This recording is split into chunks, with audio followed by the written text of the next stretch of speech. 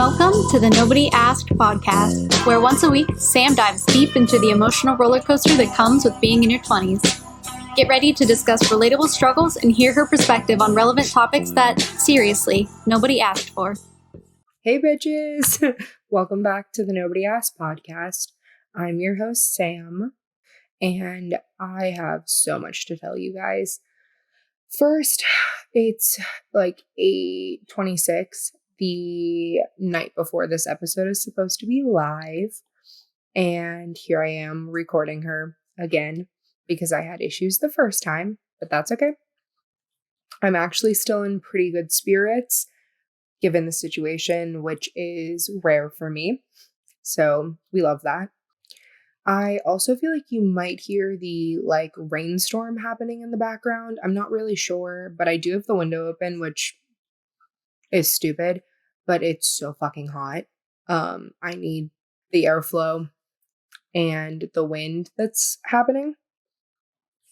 So we're keeping the window open, even though I know it is miserable. Let me think what else I have to catch you up on. Oh, I got a walking pad for my standing desk. I work from home. I'm a graphic designer, if you didn't already know that. But so I got a walking pad and I've been walking like 5,000 to 8,000 steps total a day has been my goal. But I'm going to eventually start upping it. I just literally don't leave my desk. So realistically, 5,000 or 8,000 is so much more. I was doing 1,200 steps a day sometimes. So I'm keeping track of that. But I've just been loving the walking desk. And to be honest, I thought as a graphic designer, I was going to have a hard time designing while walking. And I think it just depends on what I'm doing. When I'm doing something in Premiere or After Effects, I can't really, because I feel like I need to be able to I just feel like I need to be close to my screen when I'm video editing. But I don't have any issues when I'm doing Illustrator stuff with it. So yeah, I don't know. Overall, I really like it. And as far as sending emails and stuff like that, it's 10 out of 10 for. I was just worried about the design stuff, but overall, it's been pretty good. The only other thing I have that I could update you on is that I've been posting more on the social media accounts for this podcast. So the podcast is at the Nobody Asked Pod _ on TikTok and on Instagram. So if you want to go follow on either of those or both of those, I would love that because I've been putting a ton of effort into the content that goes onto that. And then also if you're kind of a spiritual girly or mental health or self-care, mindfulness, if that's your thing, I think you just would like it in general because that's what I post about the most since I talk about that stuff on my podcast a lot. So,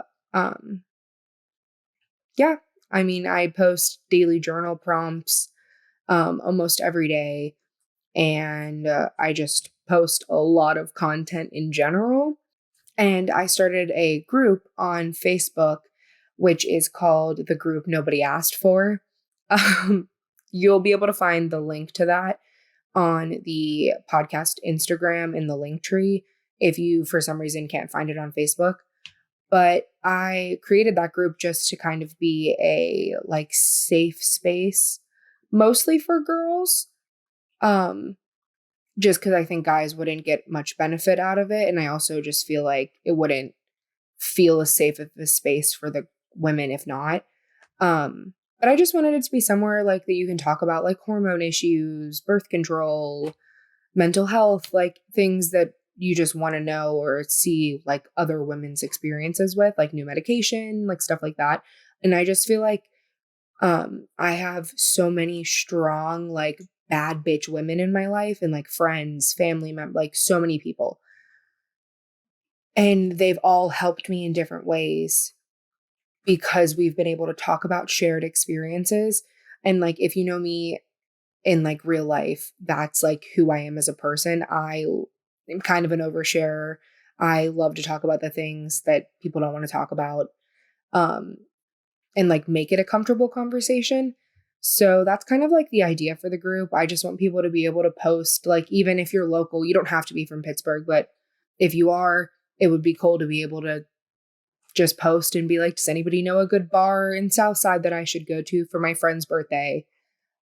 But honestly, if the group got big enough, it wouldn't matter where you're from because you could probably post that and still get a response, which is where I'm hoping it'll grow to. But yeah, right now, I'm not gonna lie, it's just like family and friends and people I know. Because they're all very supportive and great and support me. So they're in the group, but don't be shy. We would love to have anybody, because the goal obviously is to grow it and like make it a good space for women. So yeah, if that sounds interesting, then you should join the group and you should subscribe to the podcast or the YouTube channel and follow me on Instagram and TikTok. Okay, I'm done with the sales pitch. Let's start the episode because I'm sweating. Oh my God. I completely forgot. I have the best thing to tell you. It's not actually the best thing to tell you, but I want to tell you about it. Well, you might have already seen this if you follow me on TikTok already. But so I was, filming this video and like we talked about earlier, it's super hot in Pittsburgh. It's like the second hot day that we've had. So like, obviously nobody's ready, no air conditioning, nothing, everyone's sweating. And I'm filming this in front of a light and I knew I was going to be hot sitting on my couch in a hoodie and whatever. So I'm wearing running shorts and I just took 2 little ice packs from my freezer. They were actually from when I got my tonsils out. They were like, there was like this headgear thing I got on Amazon and then you slid the ice packs into it like this. And it was actually like really cool. If you're getting your tonsils out, highly recommend. But so now I just have the 2 ice packs because I don't keep them in the headgear. So they're like really skinny. So I just took them both and just like in the thick waistband of like my running shorts, pulled them all the way up and slid the ice packs between my stomach and like the shorts like this so that I could stay cold. And you're probably thinking they're going to melt and then my pants are going to be wet and then I'm going to be pissed, which is all true. But if we're being honest, without the ice packs, I would have been sweating. So I was going to have the underboob sweat or the back sweat anyways. But at least this sweat's cold. Okay, so now that I embarrassed myself, we're going to start the episode. So this week's episode's definitely going to have to be in like multiple parts because I don't want to do like super long episodes anymore because I listened to my episode last week that was like 20 minutes.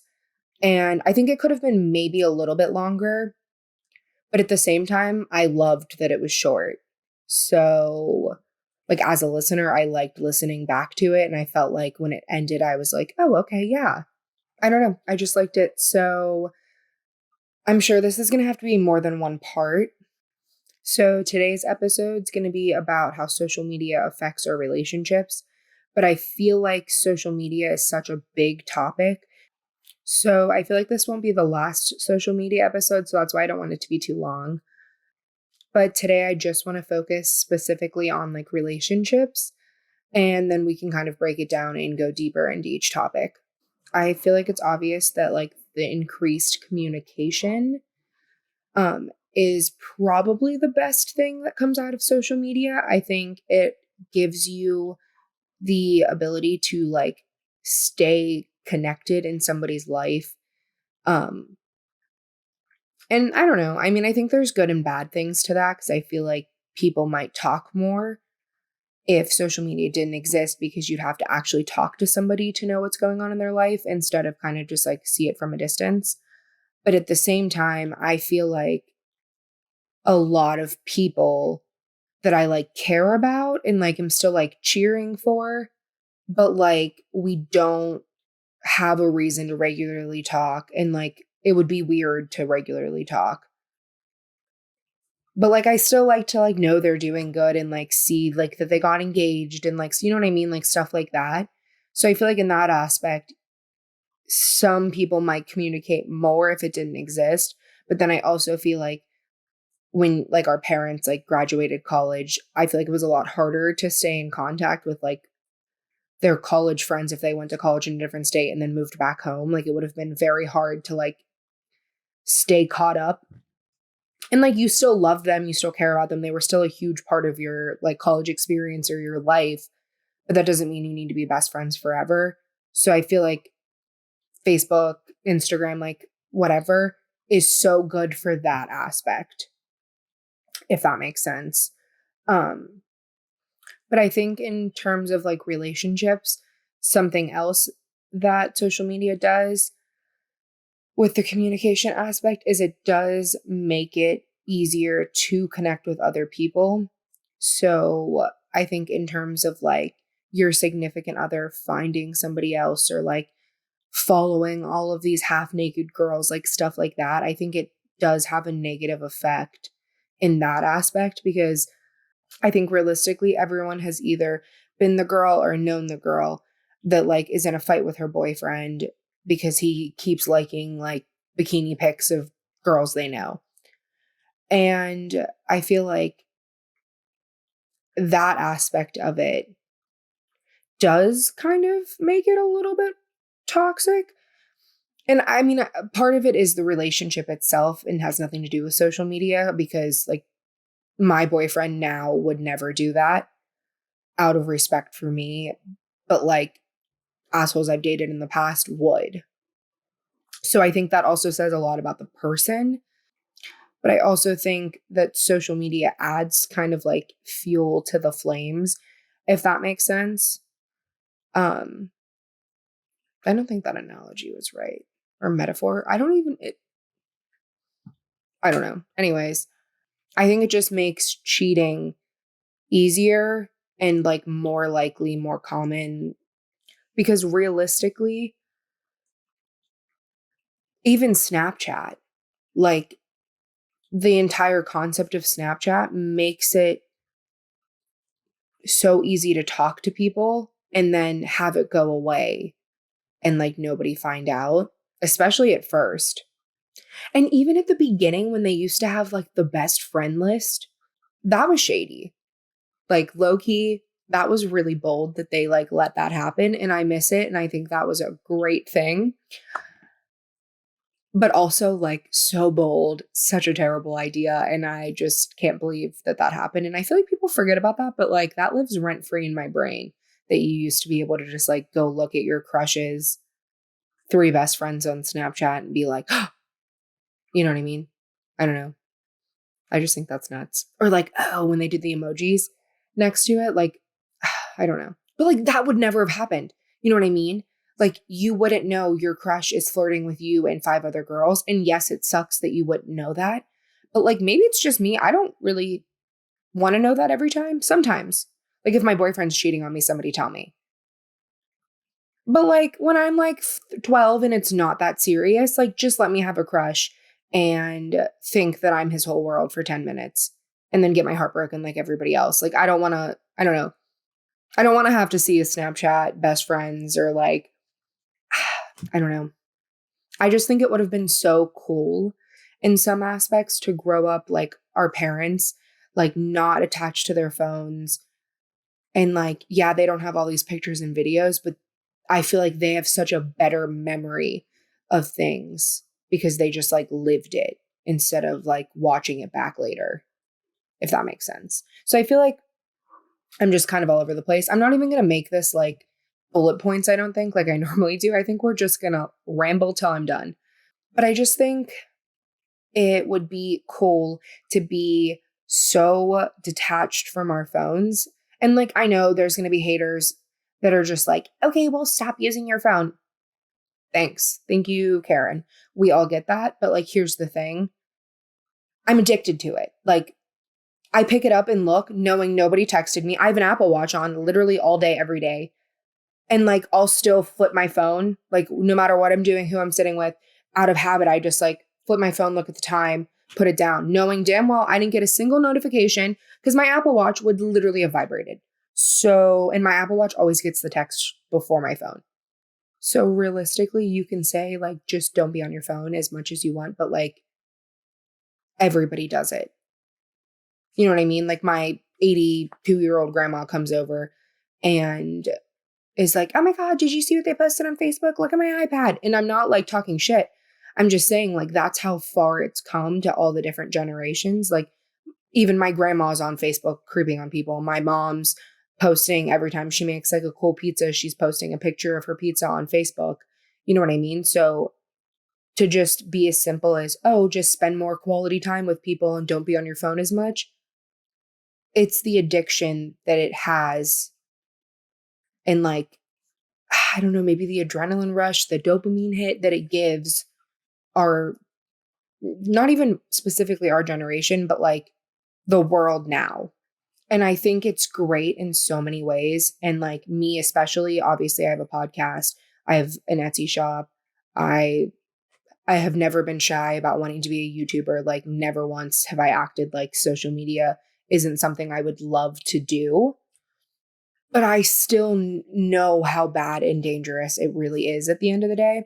And I think our relationships with our friends and family, with significant others, and then with ourselves is honestly the thing that suffers the most. And like, I know that's not like revolutionary. Everybody is talking about that and saying that. This is just my opinion on it. But I do feel like it also kind of makes it hard to take time for yourself, if that makes sense. Because I feel like every time, and maybe this is just me, but I feel like every time I plan to have like a no phone night and I'm like, oh, I'm going to like do my tarot cards and do some yoga and like whatever, I feel like I still end up on my phone before bed, or like I go to the bathroom in the middle of it and I'm on my phone in the bathroom, and then I come back and I'm like, oh, I don't know. And like, okay, you know what? Jumping around, but it's fine. Even the bathroom thing, if my phone's dead and I have to pee, I'm annoyed. And if my phone's dead and I have to poop, I'm pissed. Pissed. So I just think that's crazy, because how many years could you go to the bathroom with no phone and just bebop around, not sit there for 20 minutes, like fucking do your business and go? And now I'm like pissed. Like if my phone's dead and I have to go to the bathroom, I'm like, and like, I'll admit it. I'll fucking plug that thing in, wait a couple minutes, and then take her in on 3%. And that's just to pee. Like, I don't care if it's 5 seconds in there. I'm bringing my phone. And like, that's just what it's like. And I know that's not everybody, but it's just, I'm being honest, that's where I'm at. So I feel like it just takes a toll on you eventually, because it's hard to want to use it all the time and like know everybody else is using it and like know that it gives you that like dopamine hit. But then on top of that, it's hard to take time for yourself. And like, I think it does make it hard to take time for yourself, but I also think it gives people a higher level of access to you and to your life, and like to contact you, if that makes sense. Because I feel like we've all been the person that like didn't text somebody back and you accidentally like posted a Snapchat or like whatever. And then you're like, well, now I can't be like, oh, sorry, I wasn't near my phone. You know what I mean? Everybody's done that at some point, I feel like. And I have been very cautious about not doing this now, but I know that I used to do this, and I'm sure I'm not the only person. But like, if I'm with somebody and the entire time we're together, they're on their phone, and then we're not together and I know they're just like at home and I like doing nothing, and I text them and you don't answer me for like 2 days, which I mean, I do it. But I'm kind of like, you're literally always on your phone. Like we're all always on our phones. But then now I'm like, okay, she could be on her phone. Maybe all she has today is the capacity to sit and scroll on TikTok and not text me back and deal with my bullshit. Oh, fucking well. Tough shit. it just gives so much access. So in one way, it's great because it gives you access to people that you might not have stayed in contact or like stayed in touch with. But then in other ways, it gives people so much access to you that it's kind of like, I don't want to text back, but like they know I saw it. And when I was like, just kind of like reading stuff and like doing my own research before this episode, I saw somebody say something along the lines of, I saw somebody say that social media makes people feel inferior to other people and then also superior to other people. And I do feel like that's pretty accurate because I feel like knowing that somebody's always on their phone and like expecting that access and like the quick responses is kind of like feeling like you're superior because it's like you're not that important. Like at the end of the day, no single human being is that important. Like the only person that's truly the most important to me is me. And then obviously like next, my family, Tony, whatever. But like, I don't care who you are. If I don't have the capacity to answer, I shouldn't have to. And I didn't understand that for so long. And I finally feel like I am understanding that. And I just think that like social media is a huge part of why that ever even was a thing.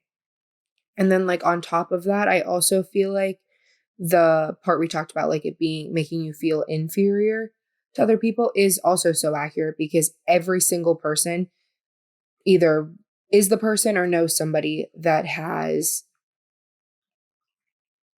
been on social media and felt bad about themselves after, like felt icky looking at all these like hot girls taking photogenic pictures and like the highlight reel. Like if you're in a bad place, all you want to do is lay in bed and scroll on Instagram. But honestly, that's the worst thing you could do because you're just watching the highlight reel of all of these people's lives. You're not seeing them lay in bed crying their eyes out like you are literally right now. You're seeing them get engaged. You're seeing them announce their baby.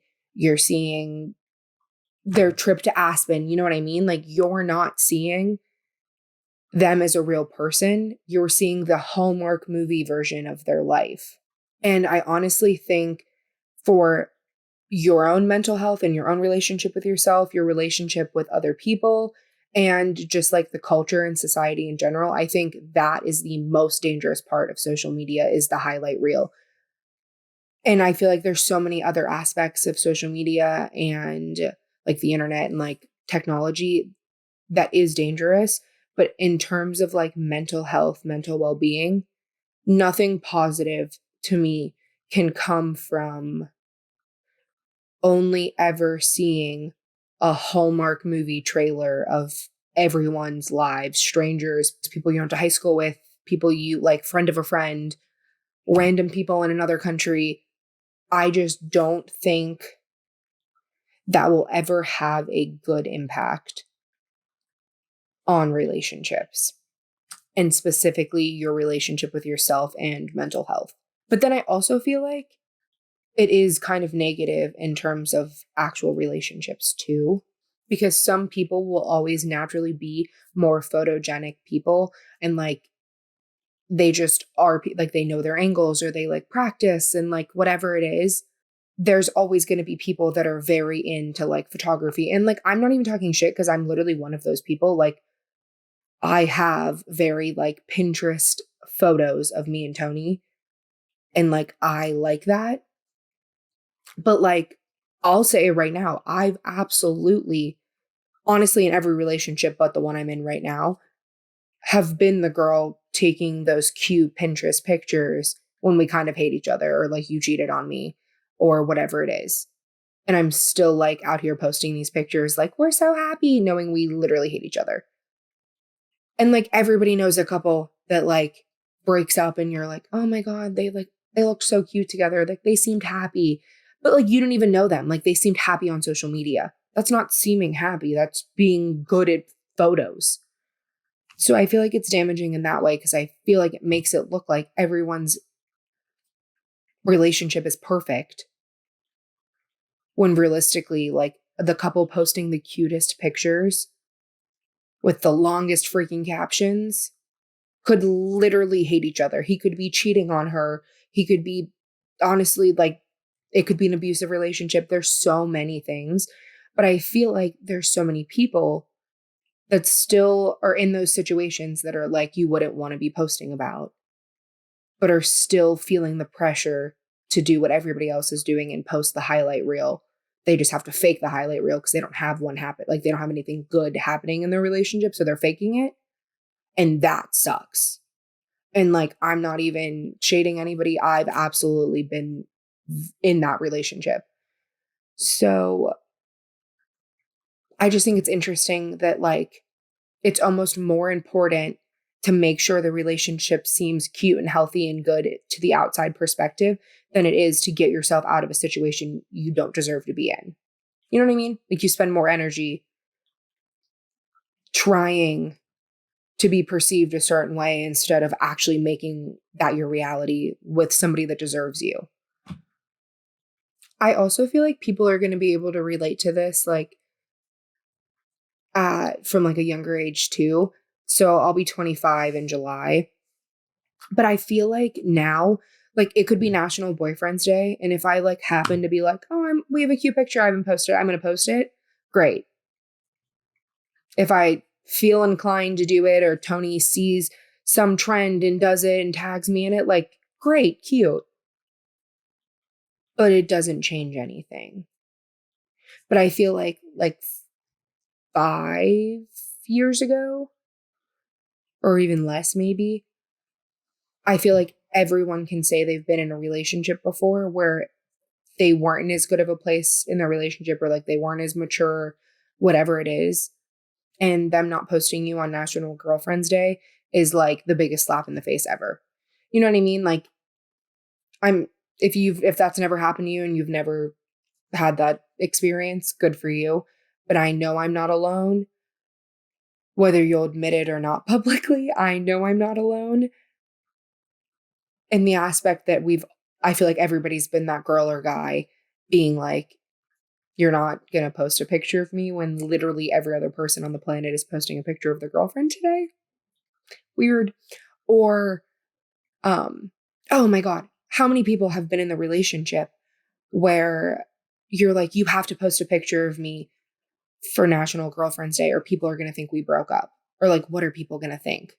And I also feel like so many people can relate to being in a toxic relationship, or like in a relationship where like the guy's kind of always talking to other people or like wondering, and you're posting pictures of them and they're acting like you don't exist.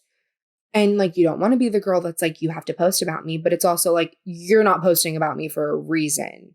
And I just think it sucks that it's such a shared experience. Like, I know for a fact, I know so many other people that have told me a story or like said the same thing, like or I've heard other couples arguing like, you're not going to post, it's my birthday, or like whatever it is. And like, I get the reason because I've been there. And like, would it hurt my feelings if Tony didn't post a picture on my birthday? I'm not going to lie, probably. But I also think it depends on the person that you are. He knows that I'm the kind of person that would be sad by that. So if he's the right person for me, he wouldn't not post a picture on my birthday. So I also feel like in that aspect, it is kind of good because it does, if you look at it in that way, it's the if he wanted to, he would thing. But even that is so like toxic, because the if he wanted to, he would is so relevant and so true in so many situations. But I also think so much of that is like over romanticizing relationships for social media to begin with. So like, yes, if he wanted to get you flowers randomly because he thought about you, he would. But it's like, I'm not even a girl that really likes flowers. I don't love getting flowers. They're always going to die. Like, I just think it's kind of a waste of his money. Like on special things, yes. But like, I don't want you to buy me flowers every week. But then I'm on TikTok watching some girl get flowers every week. And they're like, if he wanted to, he would. And I'm like, you know what? You're right, Tony. If you wanted to, you'd get me flowers, knowing damn well I'm just going to throw them away when they die. I don't want them. But everybody romanticizing big grand gestures that are just specific for that person. Maybe that's not even something you want, but you feel like you have to want it then. Because if he wanted to, he would. He doesn't love me because he doesn't get me flowers. What? You don't like flowers. You know what I mean? Like, I think we're just going to do one more topic. And then I think I'm going to do a part 2 in like a week or two and have that episode kind of just be more about social media and how it affects like your body image, your personal mental health and self-confidence. But I would say the last thing that I think is a big part of the negatives of social media is the fear of missing out is so much more common now than it was, I feel like, when our parents were kids.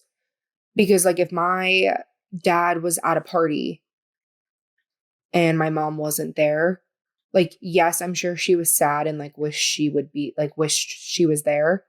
But there's something so different than not being somewhere and having to hear about it the next day than to literally watch a video of it happening while you're not there and everybody else is together, like on Snapchat, or seeing everybody posting the cute pictures and like you're not there for some reason.